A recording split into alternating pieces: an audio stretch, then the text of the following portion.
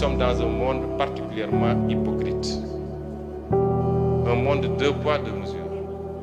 Un monde où tous ceux qui nous chantent la démocratie et les droits de l'homme sont ceux aujourd'hui qui appuient Israël, qui l'arment, qui lui donnent les moyens d'envoyer des bombes sur des populations innocentes.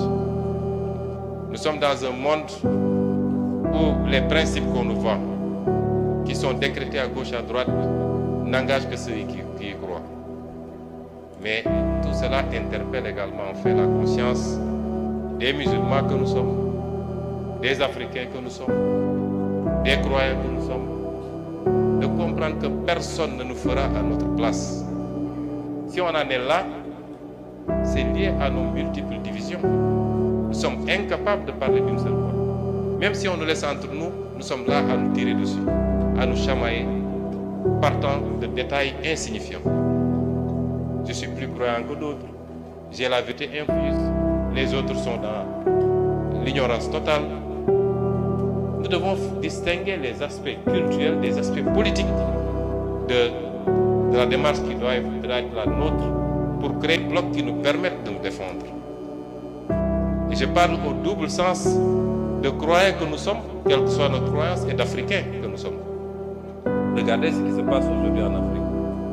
Les Africains sont sur les réseaux sociaux en train de se tirer dessus, sur des détails insignifiants, alors que nous sommes à tous les niveaux les derniers de ce monde.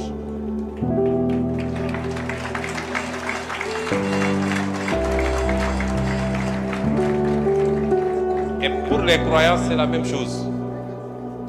Et pourtant, pour les musulmans que nous sommes, le Coran nous avait déjà averti des conséquences de la division. Chacun peut avoir sa façon de voir, qu'on soit sunnite, chia, ou je ne sais pas, à l'intérieur des sunnis, qu'on soit orthodoxe, soufi, ou tout ce qu'on veut dire. Mais politiquement, nous devons transcender ces questions-là si nous voulons compter dans le monde, si nous voulons faire face, si nous voulons exister, en tant que croyants, mais en tant qu'Africains également. Je parle dans les 2 directions. Et ce qui arrive aujourd'hui à la Palestine, qui arrive ailleurs, parce qu'ailleurs aussi, il y a des musulmans qui sont martyrisés.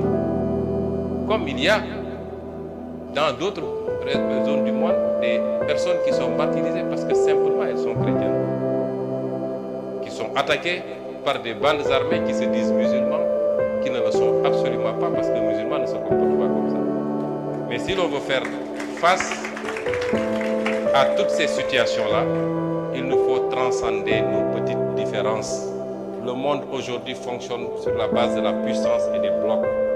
Pourquoi le monde entier, le monde occidental entier, ne peut aujourd'hui ne peut pas faire grand-chose face à Vladimir Poutine? Pourquoi? Parce qu'il y a la puissance. Pourquoi on ne le ferait pas par rapport au vis-à-vis de la Chine? Parce qu'il y a la puissance. Nous ne pouvons pas être ce que nous sommes.